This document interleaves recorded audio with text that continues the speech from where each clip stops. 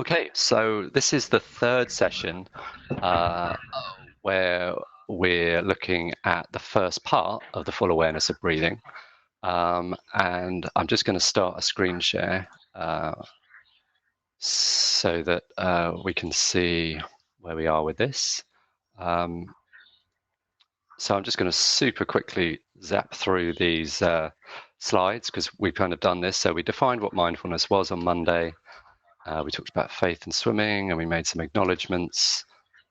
I just quickly want everyone, hopefully everyone knows this sort of schema well, but our mindfulness is looking at body, then feelings, then mind, because body is easy to see, feelings is kind of half easy to see, and mind is a bit tricky to see. And today's session is the last session on body. So we've done prepare, which is kind of over here somewhere, and I haven't got a box for it. And then we talked about body yesterday, and then we're going to complete body today. So we talked about preparing, good posture, and we thought about contact, little tips about not swallowing. And then yesterday we talked about connecting and thinking about senses other than vision, and really kind of bringing our awareness to those senses and sensations, and remembering that this is the first part of the practice where we let things come and go, and that's simple but difficult, and also a recurrent theme throughout the entire meditation, that we allow things to come and then go, aware that we're in an environment, and then we start body proper, and this is where we ended yesterday by thinking about a scan through our body, starting at the top of our head, like we're lying on a photocopier, and we've got a beam of light slowly moving down through our body, and we're visiting each part of our body, checking in with it, and we're trying to expose some of those blind spots we might have where we don't like thinking about a certain part of our body, but our subconscious knows it's there, and unless we acknowledge it, we're not going to move past that. So part of scan is kind of forcing us to check every bit out, and get past those blind spots. Okay, so that's where we got to yesterday. Joe, are you able to see the slides?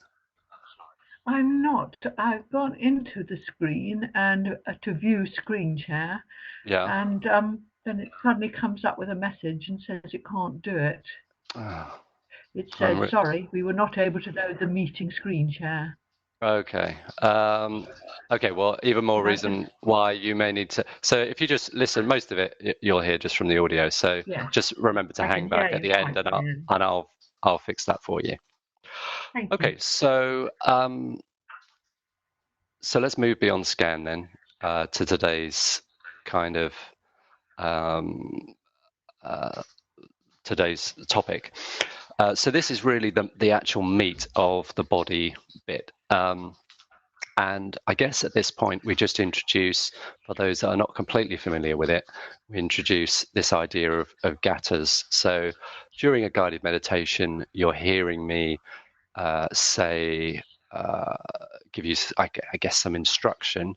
But here I tend to start referring to these instructions as gathas, which are kind of couplets, two phrases joined together, one that you think about on the in-breath and one on the out-breath.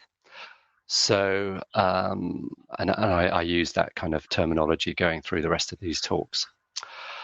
So it's called the full awareness of breathing because it uses breathing throughout in order to act as the metronome to keep one on track.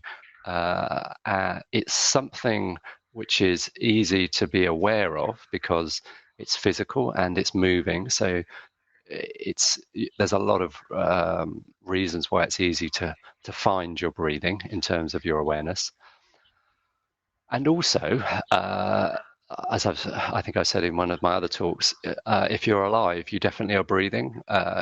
When we resuscitate people in A&E, the first thing we do is do their ABC, which is check their airway is open and then check their breathing. So C is their circulation, but we're not even worried that their heart's not beating until they're breathing. So breathing is the fundamental characteristic of someone who's alive. So if you're there, conscious, you're definitely breathing.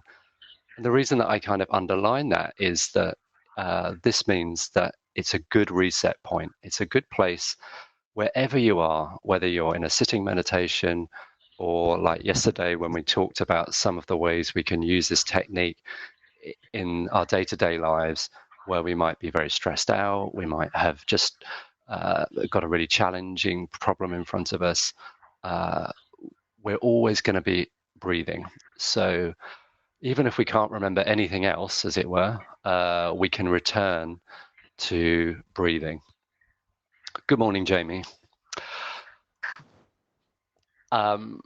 So we can return to breathing, and we will find that we're always breathing. And this is a good reset point. So if you're new to the practice and for whatever reason you forget what gatha you're on, or you're doing a silent meditation like Joe and Mel have been doing recently, where you don't hear any instruction, if you forget where you're supposed to be, you can always return to I'm breathing in, I am breathing out. So it's a really useful reset point. Let me just move on.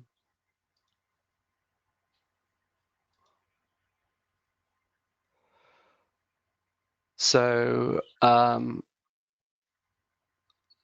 actually changed the text slightly here. So the screen share's got actually the wrong words here. So the next step on the original translation is I'm aware that I'm breathing in long. So I'm aware that my breath is a long breath, or I'm aware my breath is a short breath. So when I first read that, I was like, well, which one is it? Am I supposed to be doing a long breath or a short breath? Because like most kind of Western views of this, you kind of feel that you should be getting an absolute definitive instruction. But actually, when I read around this and I read some commentaries of the original sutra, what I understood it to mean was not it's good to do long breaths or it's good to do short breaths or even deep breaths or slow breaths. But this is the transition from consciously breathing to being aware that you can breathe without consciously breathing. So again, that's not news to anyone, I'm sure. We all know that we breathe all the time without thinking about it. But when you bring your attention to your breath, you tend to start interfering with your breathing. So you tend to start trying to breathe one way or another. So in a lot of guided meditations like Headspace or other guided meditation apps you may do, they talk about this idea of transitioning from being involved in what you're aware of to being aware without judging or being involved. And so it's a subtle change, but absolutely critical to not only the rest of the practice, as I understand it, but also to the approach. So it's the beginning of suspending judgment. So there is no right or wrong way to breathe. You just are breathing. And what the original sutra was saying is really, I notice how I am breathing. I notice the way I am breathing without getting involved in it. Another thing that I personally have noticed at Empty Meadow when I've meditated with a group of people and I'm not meditating but observing people, is that I noticed that people do, and I did it when I started as well, do scuba diver breathing, where you're breathing in and then you're breathing out, like Darth Vader or something. So you're really, really consciously breathing. And I remember a few weeks ago, a very experienced meditator said to me at Empty Meadow, I'm worried when I transition from awareness of breath to this next step, that I might stop breathing if I don't get involved, if I'm not in control and I let go. Would I stop breathing? And she didn't need me to say that the answer is no. Of course, you won't stop breathing, but it is a bit scary to let go of conscious control and let your body naturally do what it's going to do. and it takes practice. And at the beginning, just like with the swimming analogy, you'll think, oh, it's impossible. I'll never get this. I'll never be able to look at my breathing without getting involved. But those of us who've done it a while will have noticed almost without there wasn't a conscious moment in which it happened, but they just suddenly realized, oh, I'm watching my breathing without getting involved. Um, and and it's really, that's the point, I guess, of this Gatter, which, unlike the screen share, is not anymore called Deeper and Slower. So I changed the words to I am breathing naturally, I am breathing softly. And so what I'm trying to get across there is the concept of letting nature do its thing. So I'm just going to breathe naturally. And I guess that also means I'm not going to Darth Vader breathe or scuba dive breathe. I'm just going to let it happen. And I'm breathing out softly because our approach should be soft, should be light, should not be interventionist. It should be very kind of hands off. Ultimately, you want to get so soft that you're not even involved. But just at the beginning, soft is better than hard, as it were. Sometimes I've used the analogy of how when we pick up a bar of soap in the shower that you've dropped on the floor, if you grab at it with all your strength, it's only going to pop out of your hand. So, and if you don't touch it at all, you're not going to pick it up. So you've got to softly touch it in order to get the result that you want. So that's another kind of maybe metaphor, but hopefully you can understand what I mean, in that you're not gripping onto your breathing, just like the scuba diver, but you're just lessening your grip in this step. And hopefully, as the breaths come and go, and if you can also think to yourself, I'm breathing in naturally, I'm breathing out a little bit softer than I did before, just a tiny bit, I'm going to release my grip, as it were, my involvement, then you get kind of the hang of it. It is quite normal as well, or it's certainly I've experienced it, and lots of people have reported this to me, that the anxiety that if I don't breathe, I'm going to struggle for breath, or pass out, or something catastrophic is going to happen. That's quite a natural anxiety, but it's slightly annoying, but that is fear. That is a feeling.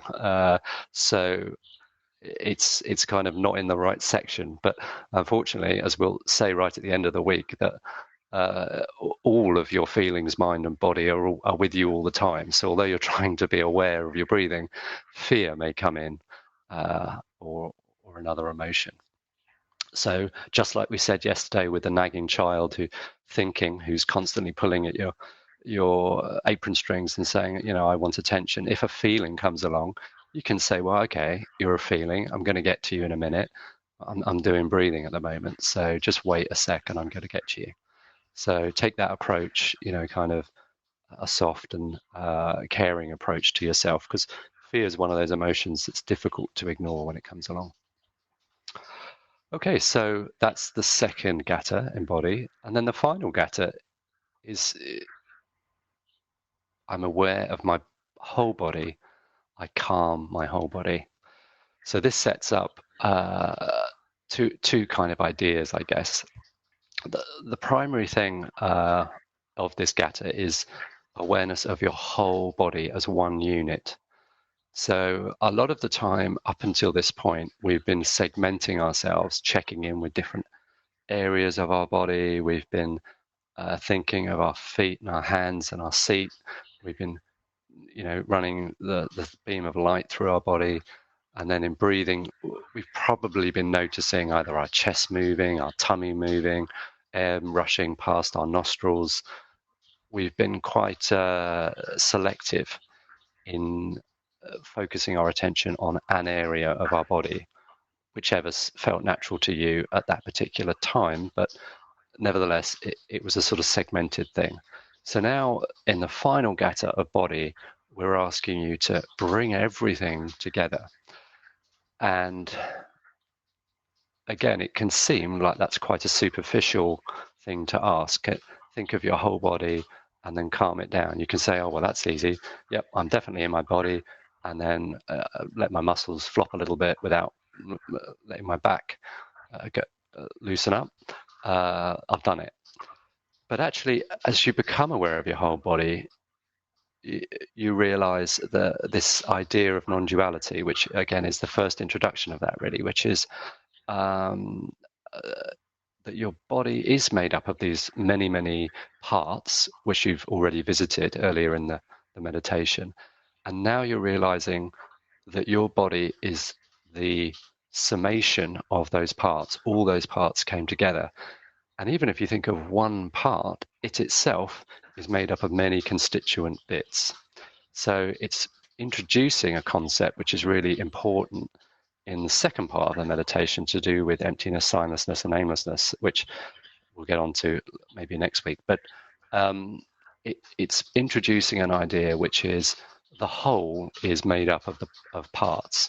And again, that's sort of self-evident. But now you're thinking, me, I am a whole, and I am made up of all those bits, the bits that I like, the bits that I don't like, the bits that I try to ignore, the bits that I'm worried about, all of those bits are all together in this one unit. I am like a completed jigsaw puzzle. And having noticed that, I'm going to tell the entire jigsaw puzzle, give it a kind of universal order or a universal request, maybe order is a strong word, universal request to calm down. Doesn't mean go floppy, but calm down. And you might notice at this point that you're better able to calm elements of your body down. You might notice as you say calm, your shoulders drop slightly and you think, oh, I didn't notice, but I must have been hunching my shoulders. I always say that I hold tension in my quadriceps, so the muscle from my hip to my knee on the top of my thigh. So I often have that muscle tense. I don't know why, but and just like a clenched fist or something like that. And I notice that muscle will relax at this point. If I'm particularly stressed, I might notice that I'd like it to relax, but it won't. But at least I notice it. At least I'm calm enough now. I've put down my busy life. I've really committed to this meditation. I've got myself to a point where I've noticed, even if I can't calm myself down, at least I'm aware of that. And that's useful information. But as you're patient, as you sit with this gatha for another minute and a half, little by little, some of those muscle fibers will relax. Some of those tensions will be revealed to you. Just like we said yesterday with Connect, if we listen to silence, we suddenly notice, oh, there's a bird tweeting outside. I hadn't noticed that. It's quite beautiful, isn't it? You might notice, gosh, I really have got a sore back, or I don't know, whatever it is. But insight comes about awareness of body. And so and that's kind of fitting, I guess, for the last element of body. And you might think, well, God, we've taken an awful long time to get here, and I'm only just on the step one. But again, as you do the full meditation, you realize it does take quite a while to get calm enough to even notice you're sitting in your body and really feel confident of that without being pestered by thinking, without feeling a strong emotion and being distracted by that, but keeping your awareness focused on whole body and then allowing it to do its thing. Just like with Connect as well, you might notice that your body is an amazing instrument. This often happens to me, and I've heard it reported where people think, God, I really am glad I've got my hearing because I can hear beautiful sounds, or I'm really glad that my knees aren't painful anymore. But like the toothache thing I was saying yesterday, you only notice you don't have a toothache when you've had it and it goes away. And similarly, you might think, oh, last week my right knee was really hurting every time I went up the stairs, and it's fine now. Isn't that nice? so one can be grateful for the fact that one is sitting in your own body and it's doing its thing. And just like with natural and soft, you don't have to get involved. The heart's pumping, the oxygen's going around your blood, your liver's detoxifying things, your kidneys are making your urine. It's all, loads of things are happening, and all you do is get the upside, which is a good working body. And even if you're not getting a great upside at the moment, even if you do have a bit of a physical problem, you can think, well, that's all that I've got. Or, my physical problem was better yesterday. It might be a bit worse today, but it tends to come and go. So, and if it's really bad, you can just notice, oh, this is going to be a bad knee day. And that's useful information. So nothing bad will come from full awareness of body. Only insight, really, insight. And as I've always said, this is a private experience, and it's helpful, whatever the information you're gathering. It's helpful information, good or bad. At least you know where you are. You can make some informed choices. So don't blind spot. Don't shy away from full awareness of your body at this point. And if you do notice you're doing that, don't give yourself a hard time, but just question, why am I doing that? Why am I trying to ignore that bit? Why do I always not do that? What is it? The answer, the answer. You may not be aware of it, but the information is in your head, and it's useful to bring it into your conscious mind. Okay, so that is the end of body. I'll just check by checking there are no other slides, but yeah, the next one is feelings. So that's kind of, with 1 minute to go, brought me to the top of the hour. So that's kind of the talk this morning over. I hope that's helpful. Maybe just check in with everyone if we can. I could stop sharing my screen by just doing that. Just checking in with everyone. Is there any kind of questions from what I've said, or would anyone like to make any other observations about their experience of those three gathas and in their practice?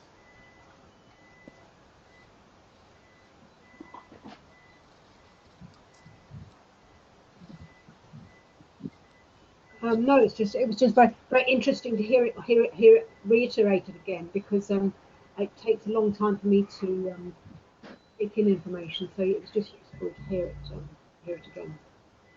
Okay, thanks, Ruth. I had been having. Can you hear me, Ben? Yes, we can hear you very clearly, Joe. Okay. It's just the visual stuff. I wasn't sure whether I was on mute or not. No. Yes, I had been having a little difficulty in the last bit of that gatha, sort of being conscious of one's whole body and then calming it. And I think the way you explained it this morning, that has really helped me. Good. Yeah. Just like natural and soft, we sometimes feel that if we let go of control and try and calm, something bad will happen. I'm gonna collapse, fall off my chair, something catastrophic. But actually, you've got almost no evidence that something bad will happen. So try to allow with each out breath. And the reason that we use calm always on the out breath is it's a relaxation part of the cycle. So there's kind of an active element of breathing in, and breathing out is really allowing the elastic tissue of our chest to go back to its kind of contracted phase, and that expels the air. So it's all about relaxing anyway and calming the out breath. So you'll notice throughout the meditation that the out breath is always about release, let go, calm down, and then the active step will always be on the in breath. Okay. I guess. Can I just say that I was reading about breathing, and you're saying that breathing in through the nose and out through the mouth. And there's a scientific report saying that they now found that if you breathe in through your nose, in sort of the sinus cavity, and there are sensors there that detect how much oxygen you've breathed in through your nose, and then they actually help to control your breathing, and you'll breathe slower if you breathe in through your nose, and the parasympathetic system will be more activated. And if you breathe in through your mouth, you completely bypass those sensors, and you tend to breathe a bit more quickly. I mean, I could really bore you about noses because I did ENT for 6 months, but there's a lot of benefit of breathing through your nose. So it humidifies the air, which makes it more optimal for oxygen transfer. It filters out particles. That's why you've got hairs up your nose. I mean, it warms the air because we're obviously inside. We're at 35 degrees centigrade. Unless we're like Erica, it's very unusual for us to be standing outside at 35 degrees. So it's really beneficial to have warm, wet air in our lungs, or moist air, not wet, moist air. Good for oxygen transfer. You're absolutely right. There's a lot of sensory apparatus in the nose. Obviously, there's olfactory, like smell, that's trying to detect toxins and things to avoid. But also, there's very good evidence that you're absolutely right that the sensory data from the nasal cavity goes directly into the primal part of our brain, and that does regulate our parasympathetic and sympathetic drive. So, which are kind of I guess the sympathetic is the fight or flight, the adrenaline stuff, and the parasympathetic is the exact opposite of that. So it's chill out, calm down. Yeah, everyone's on holiday. Part of your brain. So you're right that if you can stimulate your parasympathetic, calming is kind of a natural consequence of that. So if we can do anything that can facilitate the parasympathetic getting good information, as it were, good data, then it will do its own thing. So yeah, thanks for that kind of little scientific angle there, but you're absolutely right. There's a lot of benefit in breathing in and out through one's nose. Okay, so if there's no other questions, I will start the mini meditation today. I'm just going to get my bits together. So give me a second.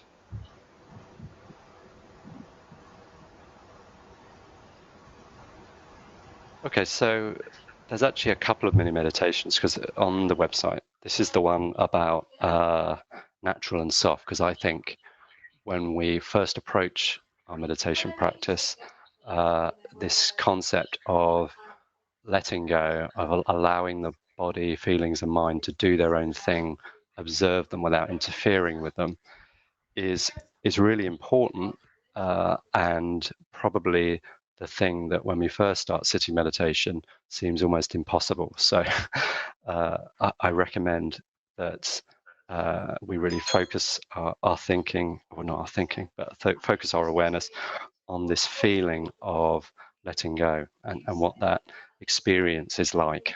And even if you notice it a little bit today, or any of the subsequent practices that you have after this session, try to notice exactly that I managed to observe a little bit more without being quite as involved. It's not black or white, so you're releasing your grip.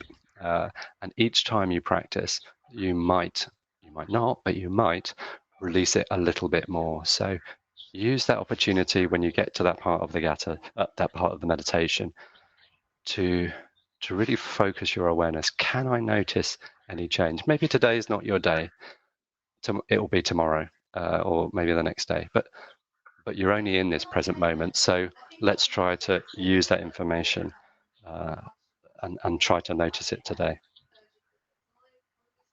Okay, so I'll just begin by inviting the bell.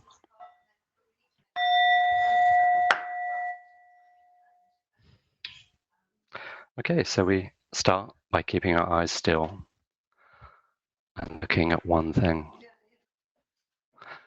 taking some big deep breaths in through your nose and out through your mouth. In through your nose and out through your mouth.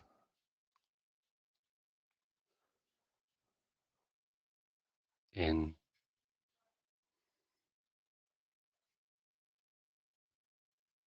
and out.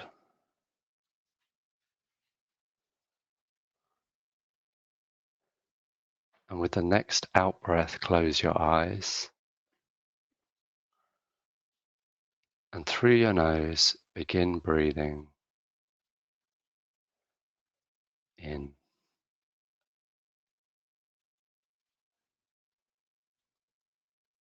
and out.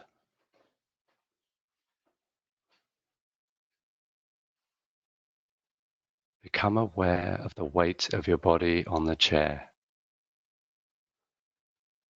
Your feet are on the ground. Your hands are in your lap.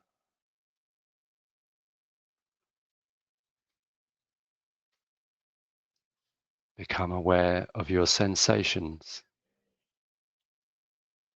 Hear the sounds around you. Smell the scent.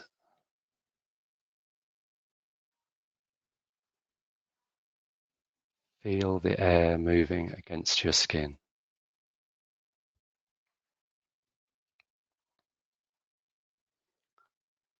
Bring your awareness back to your breathing and follow each in-breath,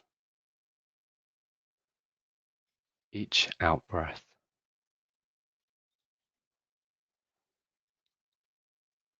I am breathing in.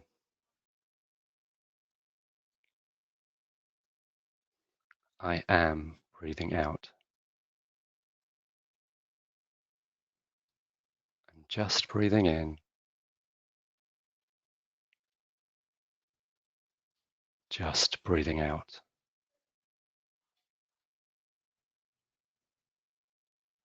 In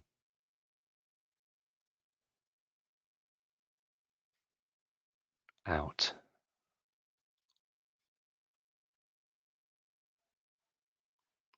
In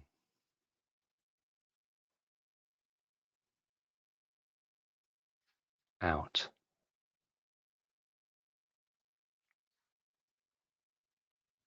In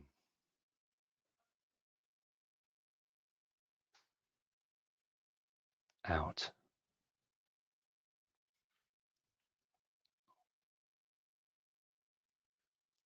Let go of control of your breathing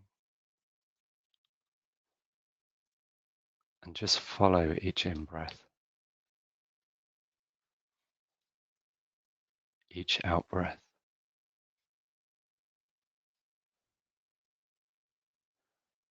Naturally,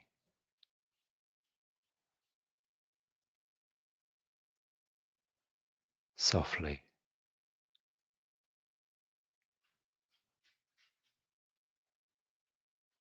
Natural,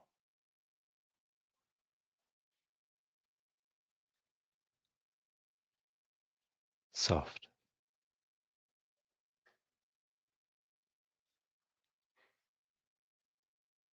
Natural,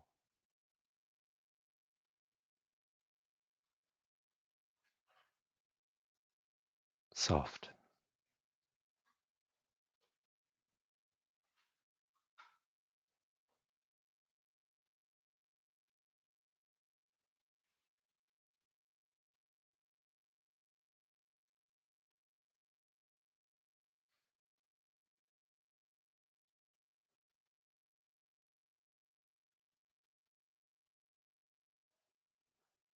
Bring your awareness back to your body,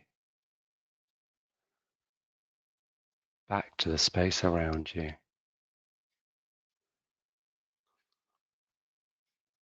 Become aware of the different points of contact. You're sitting in a chair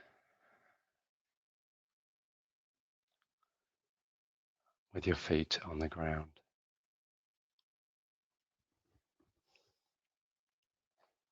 And then, in your own time, gently open your eyes.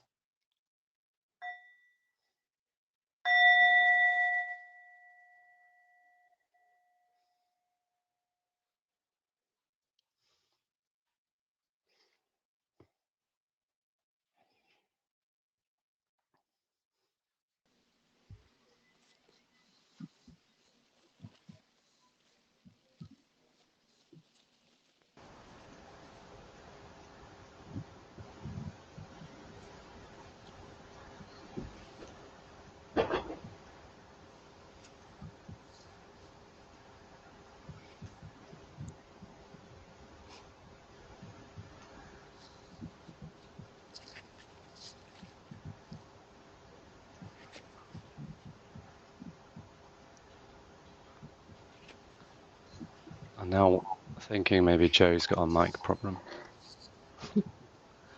Okay. I'm just going to, I don't mean to be rude, Joe, but I'm guessing that you can't unmute your mic. Oh, there you are. Excellent. Oh, Sorry, did I rush you? I apologise. I'm not quite sure what I'm doing with that mute. Okay, I'll catch up with you at the end, and I'll give you an explanation. No problem. Okay, so I hope everyone enjoyed that practice. Having heard the talk and then just gone through that mini practice, can anyone describe if that felt helpful, or to what extent that might inform the way you approach these parts of the practice going forward? One thing I noticed was I've got my computer chair on a mat, which I've had my feet on all morning, and I didn't actually notice that it actually feels quite nice underneath my feet until we were meditating. And it still feels nice. So it's one of those things that you don't realise you're aware of, I suppose. Sure. So that's just like we were saying with the bird yesterday. It's one of those things where it comes into our conscious mind that something good is happening. Yeah. We're horrible to ourselves. We're always filtering out the good stuff. And so the only thing we're left with is awareness of rubbish. But as we take a more non-judgmental view, a more balanced view, good feelings or concepts start to enter our consciousness, and that's really one of the great benefits of the practice, is that it helps us to take a much more balanced view of where we are in the world around us. And also, if nothing else, just gives us a bit of a pep up, because it reminds us that even something as simple as the mat under your feet is a soft mat or a squishy mat, or a pleasant thing to do. You're probably not going to get off that mat all day now. So. Probably. Does anyone else? Yes, please, Joe. Yes, just one thing I have wanted to ask you, Ben. Can meditation help with physical pain? Because I have had a very common problem, a lower back problem for the last few years, which has at times been very, very painful. And since I've been doing the meditation, which I've been doing now coming up 4 months every day, I'm suddenly aware that the pain is just so much better.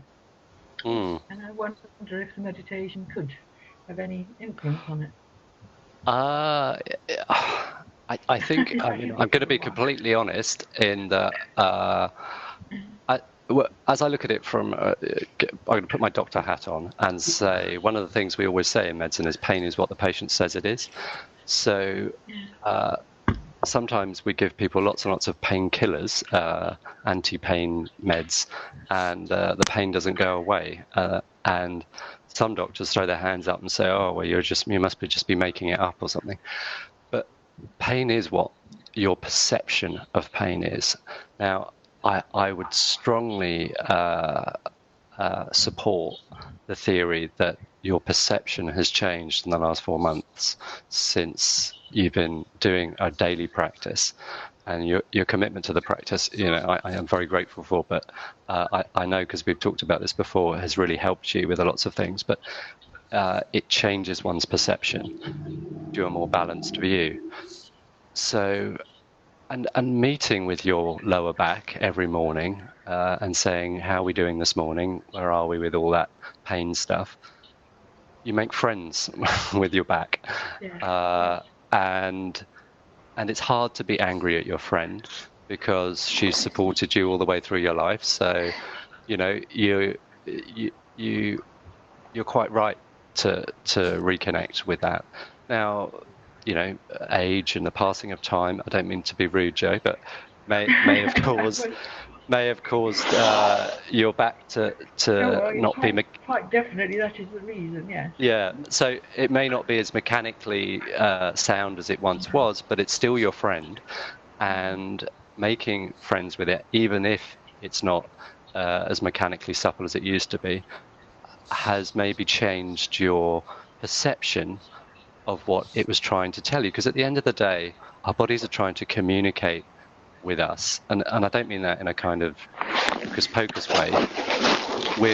Our brains, the bit that our consciousness and perception is physically hardwired, connected to the rest of our body by a very elaborate sensory mechanism. And if there is a problem with a certain part of our body, it will tell our brain, obviously, watch out, be careful with this bit. I'm not quite ready for you to start taking up weightlifting again. So it's telling you something. Now, by suppressing that information, by saying to your friend, I'm not listening to you, I just had enough, I'm putting your hand up and talk to the hand, you're only going to get in an adversarial situation, and it's your body. You can't escape from it. It's going to follow you wherever you go. So changing your perception, making friends with even a painful part of your body, it's not going to stop. It's not going to reverse the clock. It's not going to stop that. It's not going to repair that mechanical damage. I don't believe in that. But I do believe that your relationship between your brain and your back has improved. And I don't think that's calling on some sort of supernatural explanation in order to make that sound real. And it's quite plausible that by spending 20 minutes every day, 2 minutes of which was making friends with your back, and doing that every day for 4 months, you're bound to have a better relationship with your back. That really answers my question, so thank you. And I think for all of us, I know I'm not going to, obviously I know some people have confided in me with other things, and I know other people in the group now and other people in the wider community, the Empty Meadow community, have also suffered from physical ailments, mental health ailments. But it's never a bad idea to make friends with yourself. I just cannot, however bad you think it is, and I've shared with all of you that I've had mental health problems, but making friends with my mental health problems has changed my perception of them, my relationship with them, and now I'm friends with them. They haven't gone away, unfortunately. I'd love them to. I'd love, just like Joe, I'm sure you'd love to have the back you had when you were 25, but that's just not likely.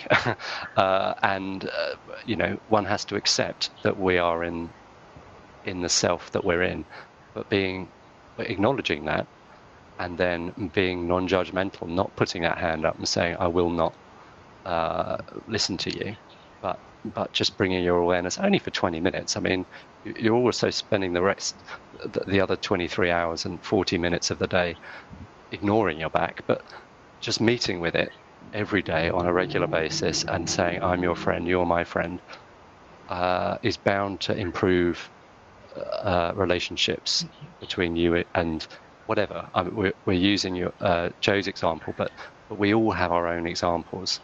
And as we move through, remember, this is body, which clearly we're in. But tomorrow and for the rest of the week, we're going to look at the more ephemeral but still quite valid parts of ourselves, our emotions, and our mind, which does our thinking and perceptions and consciousness. So making friends with them, not putting your hand up and saying, I refuse to talk to you, but actually saying, even though you're a pain in the butt, I'm going to talk to you. I'm going to look at you and acknowledge you. You can only get good things from that, in my view. I can't see how that could lead to a problem. And it dispels a lot of the anxiety that we have, because our subconscious mind is aware. It will not allow you to ignore things.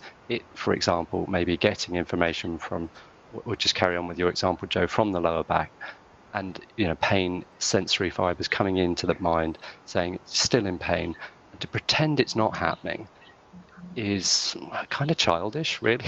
I don't mean that in a rude sense, but you can excuse it of a 5-year-old, but as an adult, you have to accept that what things around us are not perfect, and we've all learned that lesson. So if we truly have learned that lesson about ourselves, we will acknowledge that things are not perfect, and then when we look at the bits that are imperfect and forgive them and say, okay, well, yeah, but you did carry me around for however many decades, so fair enough, you're allowed to feel a bit mechanically not brilliant. I forgive you. You're less in conflict. When tomorrow and Friday, when we move on, try to keep that in mind. Could I actually look at those feelings that I don't like experiencing? Can I look at those narrative thoughts that I really don't like experiencing? Can I make friends with them? Could I, in the same way that Joe's pain perception has dropped, could I achieve a conciliatory relationship with fear or anger, with sadness? We all want joy and excitement, but we pretend that we don't have anger and fear and sadness in us, but that's obviously not true. So if they're there, meet with them, make friends with them, and it's likely, if the physical description that Joe's giving us is something you can identify with physically as well, it's likely that if you can meet your feelings, and then slightly more difficult, but if you can meet your narrative thinking, that persistent thinking that you get, if you can meet that and not pretend it's not happening, not suppress it, but meet with it in a non-judgmental way, really, it's very difficult to imagine how that could go wrong. I mean, you will have a bit of anxiety, just like the meditator that said to me, if I don't consciously breathe, I'm going to stop breathing. But we also know that that's not true. And whilst you may not want to meet with, say, your anger, if you do, you're not going to turn into the Incredible Hulk. You're just going to meet the angry self, the angry you. And then if you try to make friends with it, it will calm down in the same way that we experienced with the last scatter of this one, where we calmed our body.